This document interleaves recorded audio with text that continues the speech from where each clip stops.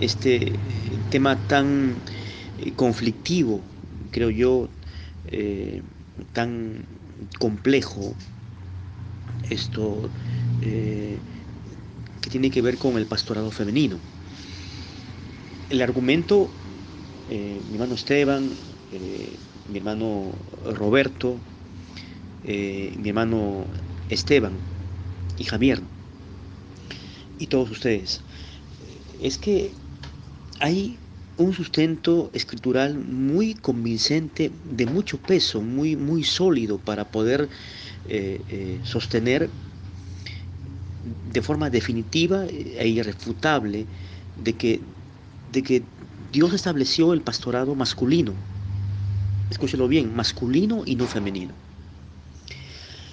Primera de Corintios, en el capítulo 16, en el versículo 19, nos dice: las iglesias de Asia os saludan, Aquila y Priscila, con la iglesia que está en su casa, os saludan mucho en el Señor.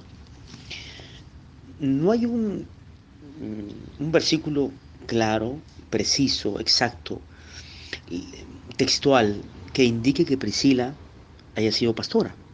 No lo hay, o sea, no podemos construir, eh, tejer una conclusión que está más allá de lo que la escritura nos mencione. O sea, y esto ya es una añadidura, hermano Javier. Eh, el historial de Priscila lo encontramos en Hechos capítulo 18, que fue parte del equipo ministerial del apóstol Pablo. Esto es indudable. Y el oficio de Priscila, juntamente con su esposo, era hacer tiendas, ¿cierto? Y ella viajó durante el primer viaje misionero que efectuó el apóstol Pablo, el primer viaje misional. Pues ella y su esposo, Aquila, fueron los acompañantes del gran apóstol Pablo de los gentiles. En segundo lugar, si revisamos el contexto de este pasaje tan aludido en, en Timoteo, vamos por favor a Timoteo, para poderlo explicar dentro de su contexto. Primera de Timoteo capítulo 2, en en el versículo 11, leemos: la mujer aprende en silencio, con toda sujeción, porque no permite a la mujer enseñar ni ejercer dominio sobre el hombre, sino estar en silencio. Esta es una prohibición, de hecho local, y lo acepto, fue local del apóstol Pablo. No fue una prohibición, digamos, en ese versículo, en esa, si vamos a apoyarnos en el literalismo de este versículo, no es una prohibición universal, ¿no? Y esto yo lo reconozco. Es una prohibición local para un grupo de mujeres, ¿no? En Corinto. Esto es algo lógico, ¿no? Pero entiéndase bien que yo también, haciendo la investigación correspondiente, por ejemplo, en Corinto y en Éfeso, la cultura griega era eh, muy característica. Y las mujeres, pues, eh, eran idólatras, no eran como la mujer judía, una cultura, esto, eh, digamos, si lo contextualizamos en el tiempo que estamos viviendo, una cultura feminista que buscaba de forma desordenada figurar, eh, desobedecer y no guardar la sujeción de vida hacia el varón, hacia el esposo. Y Pablo usó términos enérgicos, ¿de acuerdo? Para poder silenciar o callar a la mujer. Él dijo: la mujer aprenda en silencio con toda sujeción, porque ellas no guardaban la sujeción. Ellas no reconocían la autoridad del varón, de sus esposos. Y Pablo pasa a decir en el versículo 12: porque no permito a la mujer enseñar, ¿no? Ni ejercer dominio sobre el hombre, sino estar en silencio, ¿no? Entonces, aquí hay una corrección paulina también, ¿no? Una corrección paulina. Ahora, según el estudioso, por ejemplo, Kenneth West, que fue un erudito del griego, lo que para él interpreta lo que Pablo está señalando ahí es, es que debería leerse o lo parafrasea de esta forma, ¿no? No permito a la mujer ser maestra, ¿no? Y el hermano Roberto, este, pues ha mencionado de que hay mujeres elocuentes, por cierto que las hay. Hay mujeres que sobrepasan la elocuencia, la capacidad de enseñanza didáctica o docente que tiene el varón. Y, y, y por supuesto que Dios usa a las mujeres y una mujer puede ejercer eh, cargos de liderazgo dentro de la iglesia, dentro de un determinado departamento ministerial o área de la iglesia, ya sea en una liga de damas, en una célula, en una casa o hogar de estudio bíblico, de oración, qué sé yo, también como maestra de escuela dominical, como lideresa de los jóvenes, como misionera, como una mujer que enseña a sus hijos. El caso tenemos ahí de Boya y de Singi, que fueron los familiares directos de Timoteo, el gran hijo espiritual y el discípulo del apóstol Pablo. De manera que eh, es cierto que la mujer es muchas veces protagonista en cuanto al campo de la enseñanza bíblica y lo hace muy bien y descolla sobrepasando la capacidad del hombre. Esto es algo innegable, ¿cierto? Innegable. Lo segundo es que, ¿cómo entender entonces el contexto, ¿no? Una de las reglas de la hermenéutica es que para poder descifrar un texto, tenemos que eh, cubrir el contexto inmediato anterior y posterior. En este caso tenemos el contexto inmediato posterior, allí en los versículos 13 y 14. Mire usted, porque Adán fue formado primero, note usted, primero, después Eva. Entonces aquí yo observo algo, que a causa de la creación original, el orden de la creación, lo que yo os puse anteayer, y ahí también les envié el gráfico, o sea, el orden de la creación. Y en segundo lugar, versículo 14, Adán no fue engañado, sino que la mujer siendo engañada incurrió en transgresión.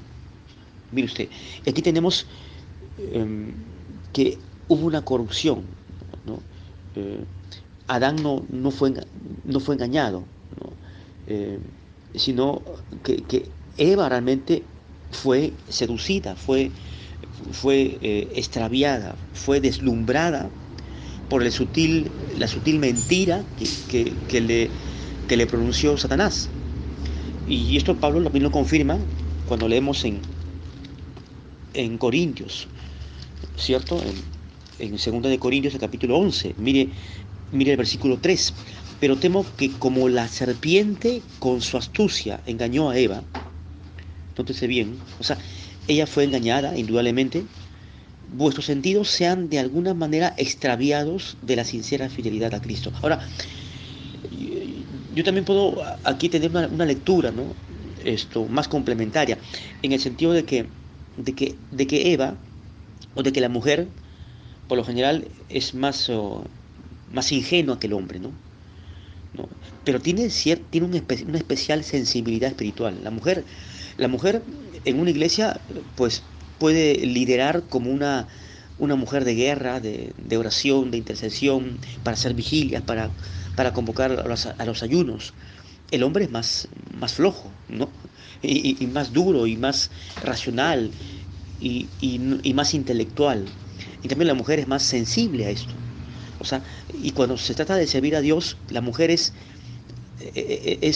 un ejemplo, un estigma realmente por encima del hombre. Lo segundo es que esto del pastorado del varón, ¿no? Dios, Pablo traza de forma muy literal, muy textual, los requisitos únicamente para el hombre. Y esto usted lo puede leer en Timoteo o también en Tito, capítulo 3 de Tito, En el versículo 1, palabra fiel si alguno era obispado, buena obra desea, pero es necesario que el obispo sea irreprensible, marido de una sola mujer. Está hablando del hombre, no está hablando de la mujer. El oficio pastoral, para ir concluyendo esta participación mía, es destinado, ha sido diseñado por Dios para el hombre. O sea, el llamamiento pastoral, el ministerio de ser un dirigente de la iglesia, de invertir el tiempo, las energías, por las almas. Eh, y como lo dijo el hermano Roberto, con toda razón, el hecho de ser pastor, pues es un asunto serio. Implica amor por las almas, por las ovejas, no amor por el dinero. Y por eso muy bien lo describe Timoteo, ¿no? En 1 Timoteo capítulo 3, en el versículo 3 dice, no avaro, dice, no codicioso de ganancias deshonestas. Y esto es el gran problema, eh, el gran pecado pastoral de esta sociedad posmoderna que estamos, globalizada, que estamos viviendo, que nos rodea. Hay pastores que, que lamentablemente rendirán juicio al Señor, ¿cierto?